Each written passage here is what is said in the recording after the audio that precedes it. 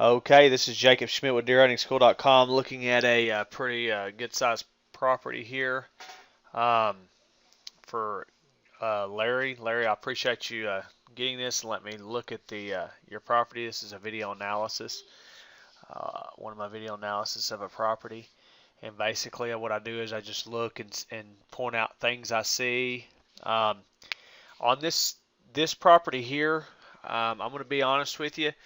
The what really stands out to me is this area up in here, and I'm just going to kind of roughly do the property line. It's not exact, but I don't want to just pull up the actual map on this because then it'll disclose actually that runs something like this and it comes down area. Now, I mean, this is nowhere near exact. It's up in this area. This runs like that, and like that, and like that. Okay, so that there is pretty close to the property boundary. And you know, like I said, I don't want to pull up the actual map because I don't want to disclose this area, you know, to anyone, because I want to point out some spots that I think are really going to be really good stand locations. I've actually only looked at this map for just a few minutes and bingoed some stuff that really looks good to me.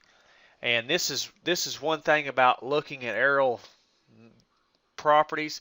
A lot of stuff you can't see a lot of things, but when I see something that really jumps out at me and I say this looks like a good spot, they're usually good spots. You know. Now, that said, the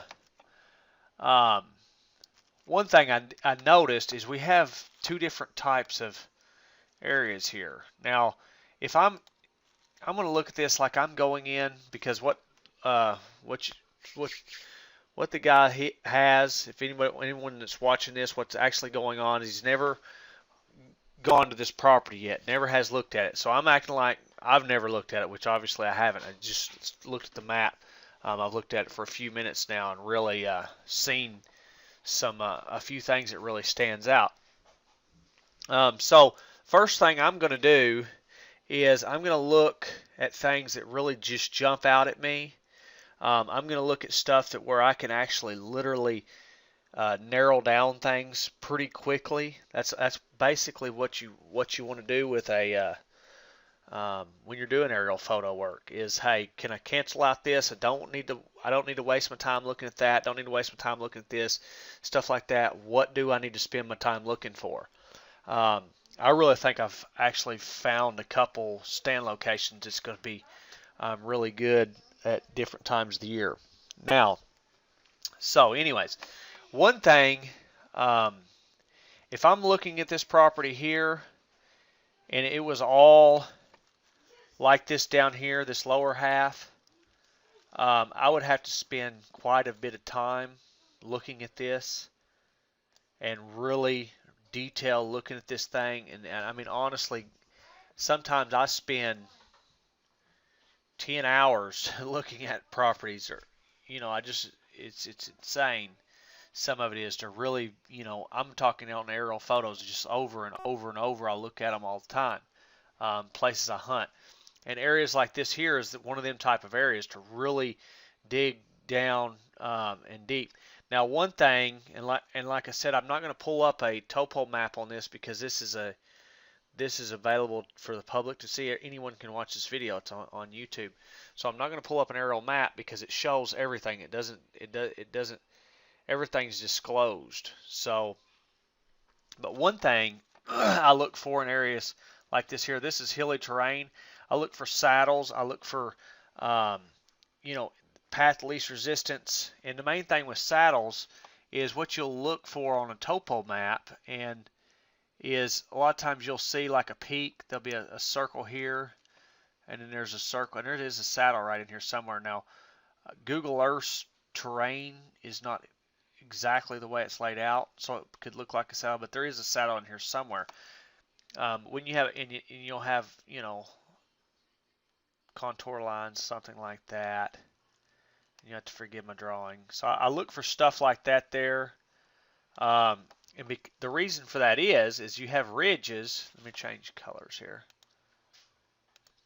You've got ridges, running like that, and it drops down. So you've got a ridge, and then you actually have in that saddle, you have draws. A lot of times there's, a couple draws comes up in there like that. So what you actually have in that saddle is you have the path of least resistance, which is in the saddle. Let me change colors one more time here. You have the path of least resistance, which is the saddle here. Here, you have the path of least resistance, which is on the ridge. You have the path of least resistance up these draws. So what you actually have is basically, it's kind of like a wagon wheel. And everything points in the center of the saddle, which would be, something like that. Now, I don't think this is exactly pinpoint of the saddle. And the reason I'm not going to go in great detail on that is because I've found a couple spots on here that I think are going to be really good spots. As long as, and they look like they're maybe even difficult to get to. I'm not sure on that part, but so I'm not going to go into great detail on this here as far as the saddles and stuff. What you want to do is look for that. You can look on Aerial Photo Topo. You can go to Cal Topo, pull up this area, and actually your actual map on that you sent me, the map that I went to on the internet, Larry, has actually it's actually a topo map, and there is a couple saddles on there if you want to check them out and look at it. Okay, so, and I just want to talk about this lower half first because it's this upper half up here is what really interests me, and I mean it jumped out at me pretty quick looking at it. So I just want to kind of go ahead and get done with talking about this here because I'm not going to spend a whole lot of time on it. Another thing that I look for. One thing is this here. Now this is hilly terrain, but we've got this lake here, and it, obviously it comes out and it makes a finger like that. So any deer that are over here, and they're traveling in this general direction here to come over into this area, or vice versa. They're going to be kind of funneled and pinched towards this here pretty tight in this area here. So there are areas that I would, take a look at if I was going to look in this area. And same thing here. No different here. Any deer, in this area, they're going to come down. They're going to kind of be pinched. That's just the way they do. They kind of follow edge lines, and it just kind of runs them into that. Same thing here. Deer kind of coming down through here. They're going to be pinched down into this area. Now you said this is bow hunting only here. So, any kind of pinch that you can have is definitely going to help. And I mean, basically this area, without me just spending a ton of time on this, looking at, seeing exactly where the property line is and where this stuff runs in at, that would be basically it. And this is Google Earth, but this would be an example. Now let me look at it. And this is, I just want to warn you that Google Earth is very inaccurate on their terrain. I'm just looking for what it would look like a saddle. I know there is one right in here somewhere. I think this is off the property line, but this area here, if it is on there, looks decent to me as deer coming in and out of these fields. Back in here, I'm looking for what would be a saddle roof. Right here would kind of, yeah, this here would kind of look like a saddle, but they're easy to see on topos because you'll have a circle, and then you'll have a contour line, and then you'll have a small circle, and then your contour lines will be around that, but you'll see the peaks and they're somewhat close together. Well, the saddle is in between that. Okay, so that would be, areas like that I would check out. And there's a couple areas like that you could look at on this. So what really stood out to me on this entire property is this area up in here. One is, obviously I always run back in time and look at what's going on. So I run back in time here, and I'm looking at this area, and I just know that's for sure agriculture area. I have no idea what they're growing. That is something that you want to watch and see what they're growing, how they're doing their crop rotations. You want to see what's going on, because I really think that these are going to be some very, very hot stand locations right in here. Very good pinch points for bow and arrow up around this lake. And now I don't know, one thing I want to caution you on is you need to check your state regulations and things like that on hunting close to roads and what have you, because a lot of times I'll use a road as a pinch to help pinch deer, and that's not the case in here, I don't think. I believe this is just an actual farm road. I don't think it's a public road. Now I could be wrong. I hope I am correct, because if this is a private road, then it makes this area down in here very difficult to access. Okay, if this is a public road, then it makes this area I'm talking about a lot easier to access. I would love to see the only way coming in on this is by boat. Honestly, if I was hunting this area, I would love to have to launch a boat and take a boat to these areas. One is the difficulty of getting to the spots that I'm fixing to show you. Two is the lack of scent and disturbance to the deer in the area. You come in by the water, boom, you take a few steps, bam, you're up your tree, kind of deal. And that would be a good,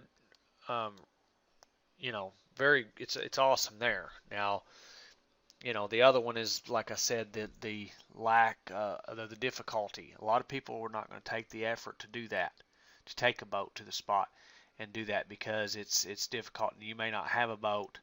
I don't know, but that's areas that that are hard to get to, hold big bucks. That's just all there is to it. So, what I seen looking at this was, very first thing I seen is an agriculture area. I'm going to be honest with you, like I said in the very beginning of the video, I hunt stuff like this right here. This is the kind of stuff I hunt. This big wood stuff right here. And honestly, stuff like this is very difficult to hunt, because the deer can be anywhere at any time. They have cover everywhere. It's difficult. It takes a lot of time and a lot of thinking and a lot of looking at aerial photos. And to be honest with you, it takes a lot of land to find spots that I would be willing to hunt. I mean, this area down in here, honestly, I would go, if this was all it was this area, I may check it out a little bit, but I would most likely go look for somewhere else to hunt, because only spots I've seen that I would really look at would be the couple saddles, and they weren't real good looking saddles to me, to where they really jumped out at me and drew my attention, and just right around this lake where maybe the deer were being pinched around. Or, some very good timing hunting spots. There's going to be some spots that are, where, okay, if depending on the food sources and stuff available, I may go in and look at the food sources. If this was the only place I had to hunt, obviously I could figure out where deer were at different times, by understanding, how they behave in things. But I love when you have big areas like this here of woods. Deer can be in a lot of places at a lot of times. And with a bow and arrow, which is all I do is bow hunt, it's difficult to find a spot where you can where them deer are going to be within bow range more times than not, kind of deal. A lot of times like this here, the deer are going to be out of bow range. It's going to be difficult to get a shot at them without just getting lucky or something like that. And I don't like hunting on luck. That's why I said at the beginning of the video I was going to be honest with you. So honestly, if I was scouting this area for myself, and this was all it was, I would probably look for another area. But when I seen this right here got me excited. I'll be honest with you on that as well, because it looks good. I mean, I've looked at it, like I said, for just a few minutes, and it jumped out at me fast, and I'm going to tell you why in a minute. But several reasons why. One, difficulty to access. I already said that several times. There's no road back in here that I can see. The nearest road is here. Okay. Now, yeah, people can walk down this pretty easily. Let's just measure this real fast. See how far that is. I'll just do it in miles. I just want to see. I bet it's about a quarter mile. Yeah, a little over a quarter mile. It's not pretty good walk there. I mean, not bad at all. 500 yards. Most people aren't going to walk over a couple hundred yards to hunt. So a lot of your hunting pressure and stuff is going to be around in this area, around in here. And I don't know this building exactly where the property lines and everything are here, but I do know I looked at this property line pretty good up in this area where I'm going to really point out. This stuff here I would just overlook. I'm just going to be honest with you again. This is a waste of my time. All this down in here is, because I'm a trophy hunter. There's going to be too many guys coming off this road hunting this stuff for me to even worry about. Okay. It's going to be good hunting. If you're not a trophy hunter, you're just wanting something close to the road, whatever, you get in there and kill. You could kill deer on this stuff. You sure could, because there's food. Now, like I said, difficult to access. Don't know if this is a public road, if there's parking area here, or whatever. If it is, this stuff right in here is not going to interest me as much because of the, it's easy to get to. Okay, so let's say there is a parking area here. Then I'm looking, to get over, half a mile, at least a quarter mile away from that parking area. That's what I'm looking at. Okay, so we're just going to say, just because I don't know if there is or not, we're getting 1/10 of a mile there, and I know that this area here is private land, so they're not going to be able to cut straight across. So there's a 1/10 of a mile. There's another 1/10 of a mile, so we're getting, at a quarter of a mile. So, we're getting at about a half a mile back in here. And this is the area. This is one of the areas that looks really good to me. Okay. Another one would be this area back in here. Looks really good to me. Probably right in here where the deer are really pinched. Okay. Now we're going to go into yards real fast. I'm just going to measure a couple things. I'm looking for bow range. 80 yards there, and maybe 90 yards from water to water there. If you're 100 yards, water to water. So it's a pretty good little pinch there for the deer coming down the river bottom. It's pretty good ways away from the nearest parking. That's an area that I would be interested in right there. Okay, now I don't know, let's zoom in on it real fast. If we can get this thing to, let's zoom in on it real fast and just look at it. Okay, because as I zoom in, the terrain looks all wacky on here, but I don't think that's what's going on. So, as I zoom in, we're probably almost, to me, almost safe to say that we can go from here to here. So we're talking 60 yards if you're set center of that there. You know, most likely the deer aren't going to, and they could, but most likely they're going to hold into this cover. This here looks like it's pretty open to me, and I feel pretty safe that most likely the deer are going to hold into this cover. And honestly, a good looking spot is, to me, looks like it's probably going to be right in this area somewhere. Okay.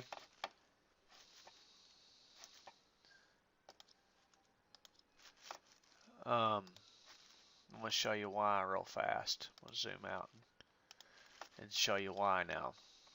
Okay. All right, here we go. We've got an ag field here, so we have food. Okay. This here is some type of a field, so there's going to be food, plus it's open. Okay, open food. Deer don't like open areas a lot. We've got cover down through here. We've got cover down through here. We've got cover down through here. Okay, just like I said a while ago about the when I was talking about the I forgot what the heck they're called, the saddles. When I drew out that, when I was talking about that, we've got several things pointing to one area. This is that one area. The good thing about this is you've got a dang river here and you've got a lake here. So, I mean, I'm not saying the deer can't go through there. Obviously, we all know they can swim the river and they can swim plumb across that lake if they want.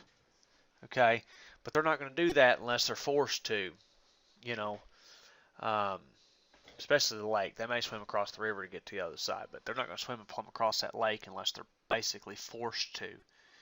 And if this is a area where it's bow hunting only, you're probably going to have a little bit less hunting pressure, than if it was wide open regulations where gun hunters could come in there and hunt it hot and heavy. You're still going to have hunting pressure, but a little less. So you've got a pinch point right here with basically a funnel pointing towards it, a funnel pointing towards it here, and a funnel pointing towards it here, and you're in a funnel right there. Okay, so that's an area that I would look at. Now, when I go to look at that, what all am I going to look at? I'm going to look at, let me change colors, that's what I was trying to do. I am going to look at, what kind of sign is down through this here? What kind of sign is in this area? What kind of sign is in this area? And you may not be able to do that because I think this is off the property line. But, whatever you can see. Now, do I care if there's deer sign here? Absolutely not. If I've got deer sign here, and here, and here, I don't care if there's sign there or not. I know that the deer are headed to that direction. I know that they have to walk through there. If there's deer sign running down these funnels, I know that they're coming through there. So that's what I want to look at there. Okay? So that's one of the areas that really interest me.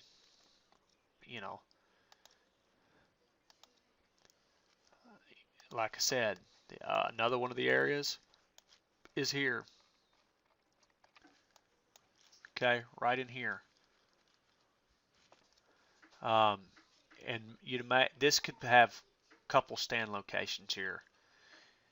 You know, I like, one thing I'm going to say is, depending on what kind of crops are out here, if there's corn out here, you may have deer bedding in it. If it's beans or some short type of crop, then the deer don't have any cover out there, but they have food. Okay, so the deer have all the, during the, especially early bow season, the deer have all the food in the world that they need, but they lack in cover unless it's corn. If it's corn, then they can bed in it. So, the farmer's going to rotate the crops and everything. You just have to watch it. Now, even when it is corn, eventually he's going to cut that corn, and the deer are going to lose all their cover. And that was what interests me about this area when I first seen it. Agriculture area is 10 times, if not 20 or 30 times easier to hunt than big woods situations like this down here. Okay, it's much easier to figure out where in the heck the deer are. Here we have a couple thousand acres that the deer can be. Okay, with a lot less food than is available up here. Okay, so we have tons of food up here around these crop fields with very little cover, so basically we know where the deer are going to be. That was why this interested me. And then the funnels are really great. Okay, so basically when if this is all beans or whatever, that deer are eating on and stuff, and there's not, say it's all soybeans, these deer are going to be bedded in these wood lots and stuff. They may bed along this things a little bit, stuff like that, but they're going to be in here. They're going to come out into there and feed things. Okay, so this area here, especially after this farmer cuts this, probably during the rut, is going to become a hot funnel for deer. And I know I'm moving that map around a lot. From deer checking this wood lot, or bucks checking this wood lot to this wood lot. Okay, there's a hot spot in here. Now there is a little patch of cover here for deer to bed in, and they'll bed in there. And there's a little patch here, okay, that you can't hunt. But that connects all of that. So, these deer are going to hold tight to that cover as they're coming down through there. As long as they're not, if I figure out that it's being hunted there, then, they'll start going a different route. They'll walk out in the field if they realize it's safer to walk out in the field than it is here. That's where you want to be careful and use this water to your advantage. Okay, in this situation here, I'm going to set up and I'm going to let my scent blow out into this water. Okay, so basically you got your stand somewhere down through here, and I want a northwest wind or a north wind, and I want to get pretty tight close to that water and let that blow my scent out into this water. Okay, so if that, and I hope that makes sense to you. Another area that might really even be even better than that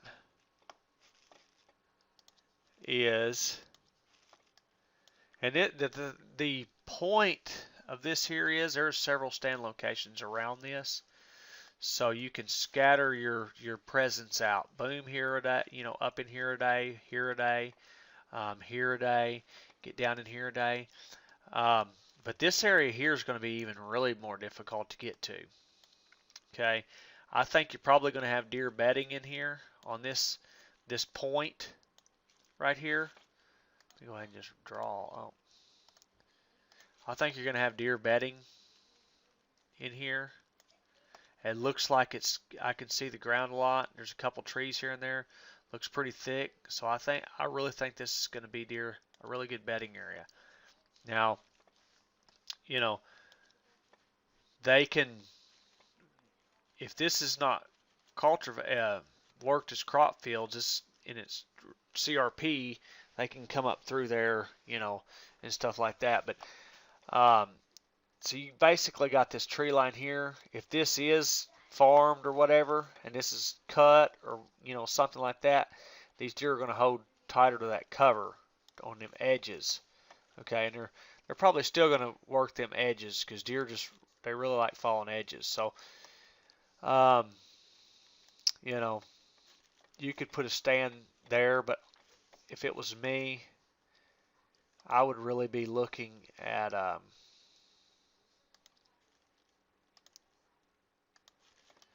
this area in here, like this corner or something. And the reason this is, all right, actually you could, I'll have to pull out my tape measure again. Let's go to yards. Let's see what this is. That is 50 yards. Yeah, see, that's tough. This is a tough decision here on say exactly where to put the stand, but if this was a field that was useless and the guy had cut all the field, cut everything, I would let my scent blow out into the field because that's the least likely place for the deer to be. Say if he cut it early and the rut was going on, because what's going to happen, these bucks are going to be checking these different woodlots and stuff. That's where timing, understanding timing, and like my timing in hunting, not pressured nocturnal, or pressured bucks on public land or whatever the name of the course is. It's the online course on my website, the timing online course. That's where that online course really comes into play, because understanding the timing of what's going on with the deer's life is so huge in when the best time to hunt a stand is. Because one stand may be good, first week of bow season, but then it may be useless the rest of the year. And then another stand may be good at the beginning of November, the first 2 weeks of November, but it was absolutely useless the first week of bow season. And then that it's useless in the end of November, or useless at the beginning of December. All that stuff, you have to, that's where the timing in hunting, my timing in hunting pressured mature bucks course is really really good information, because understanding what's going on in the deer's life and what's going on around them and how it all changes is huge. Okay, so anyways, this area down in here looks good to me because we've got the cover. Remember, we have tons of food, lack of cover. So we know the deer is going to be in this cover. Okay, and they're pinched down in this area. They're pinched right here. They're pinched right here and here.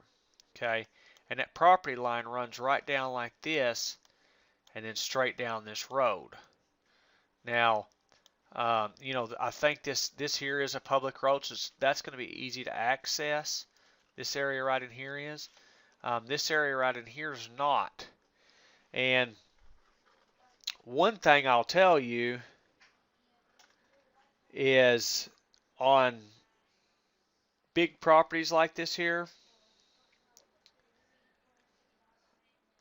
I hunt bedding areas a lot, to where on a small property you can't get away with that, because what happens, the guy on a small property, he's got 10 acres or whatever he can hunt.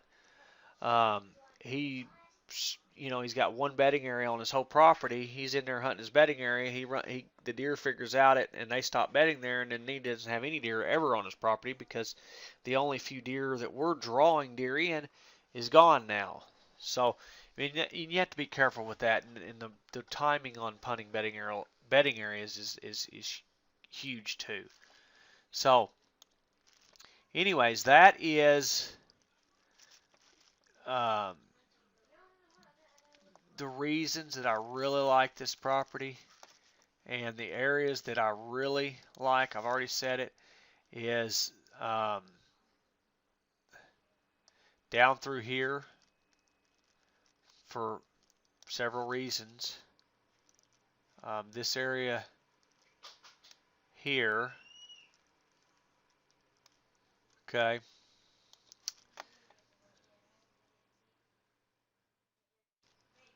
and this area right there. Them are three areas that I would key in on scouting. I would look, and that's just me. You know, and I'm looking for bucks, you know, in them areas. And I don't know what the heck the deal is, but I've met a lot of guys that I've seen does. All I've seen is does, and I'm thinking, well, man, that nearly all I've seen is bucks. There's reasons for that. Okay, they're hunting the same properties I'm hunting. You know, I do see does, and I see quite a few does, especially different times of the year. But early season, when a lot of guys thinking, well, you can't kill bucks out of the rut and things like that, I see a lot of bucks being in the right places at the right time. And on this property, these places are the places to me that look the most difficult to get to. And they look like good bow hunting spots, and I showed you the actual spots to me that I would be considering. Now, obviously, when you get in there and you're looking at it, you're going to have to use some of your own judgment and stuff on what's really going on, things like that. So, you know, it's not just cut and dry as boom, this is that spot and this is the exact spot. But the idea, I showed you the idea of what's going on. And then down here, you know, if this doesn't pan out, you know, there's some good hunting on this area here, sheer by the distance from the road and the more hilly terrain and stuff. But with it being bow only, where's the miles? I was trying to find miles. With it being bow only, yeah, it's almost a yeah, you got some good distance off the road with some rough terrain there. When you start getting about a mile, we're talking good. You're starting to reach unpressured deer, especially if it's bow hunting only. When there's a that big of an area. So I mean, I said earlier in the video that I would look for another property. I mean that in a way that it's going to be more difficult to find good bow hunting spots here. And, you know, to me, I look for areas that when I'm looking at aerial photos, boom, I find them. But I will tell you, I hunt huge properties. I mean huge. And when I say I look for another area, I just keep looking until I find an area that has spots that I'm looking for. You know, this here closest to your house, this back in here is far enough from the road, there's going to be some good bucks on it. But I really think up in here, you may be surprised at what you find, and it looks pretty dang good. So, you know, and, you know, if this doesn't pan out up here, just come down here and look, pull up your topo and look for them areas that I'm talking about and check them out, because there's some of them far enough away from the road, there's going to be some good bucks on them on top of them ridges and stuff. And then, you know, the timing, guys, if you're hunting, anyone that's watching this video, or even you, Larry, if you're hunting big wood situations like this right here, that timing online course is going to be invaluable. So is the finding and hunting nocturnal mature rutting bucks on public property, because of the fact of finding where the heck they're at. and then understanding how to time it. Okay, um, them two courses are just so valuable. Um, the information in there. So, anyways, if you're hunting a big area like this, you really need to understand, you know, what's going on with the timing. And the same here, anywhere you hunt, but these areas here are a lot easier to hunt. I mean, they're 10, 20 times easier because there's no doubt where the deer are going to be. You know, when this farmer cuts his crop, if it's corn, you know, it's going to be tougher. Once he cuts this corn and them deer can't bed in there no more, they're obvious where they're at. Okay, and there's pinch points all the way around this because there's water, field, especially over here. There's, without the deer going through something extreme, they have to walk through this area. Now, there may be several people realize that, you know, and that spot may be taken up because that's actually a distance walk, but it looks like it's pretty easy walk down through there, kind of a deal. So, anyways, I hope you enjoyed this video, Larry. I hope everyone else that watched it on YouTube enjoyed it, guys. Uh, check out deerhuntingschool.com for more tips, information, things like that on deer hunting. And there's plenty of educational resources on there and videos like this right here that I do, video analysis, available on the website. So, like I said, I appreciate it, Larry. And if you have any questions or anything, shoot me an email, and I'll help you out best I can. And, you know, if you kill a nice deer or any deer, send me a picture of them, and I'd like to see it or hear, you know, even if, you know, get in some of these areas and you know, hey, yes, you know, send me an email and tell me what you found. Hey, I found some scrapes here, or this one didn't pan out, and this one was thick. It looked like the deer was bedding there, but or maybe they're no, they're not bedding there. It's thin. Just, you know, I like to hear what's actually there, because I'll never walk this property. I'll never step foot on this property here, but you know, I see it by. I've spent so many years looking at aerial photos and so much time looking at it and then actually getting out in the field and comparing what I see back and forth that I kind of pick that stuff up. And when you guys like Larry, when you get out there and you actually step foot on this property and say, hey, he was right about that, or no, he was wrong about that, this is actually what I found, that actually helps me out, you know, with, okay, that's what's going on there, that's why that looked like that, or and I can pick up that stuff, and it actually, you know, it helps me where I can teach you guys better, and I help you guys out more. So I appreciate it, Larry. Appreciate everyone watching it. Like I said, one last time, check out deerhuntingschool.com for more tips, information, things like that on deer hunting. Have a good day, and bye bye.